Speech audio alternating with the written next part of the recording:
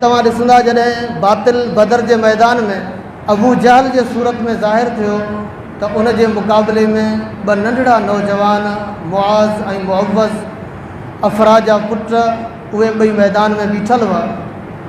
अल्लाह रब्बुल इज़्ज़त हक़ खे इज़्ज़त ॾिनी इन अंदाज़ सां आहे त जेकॾहिं हक़ ताक़तवर हुजे ऐं बातिल कमज़ोर हुजे,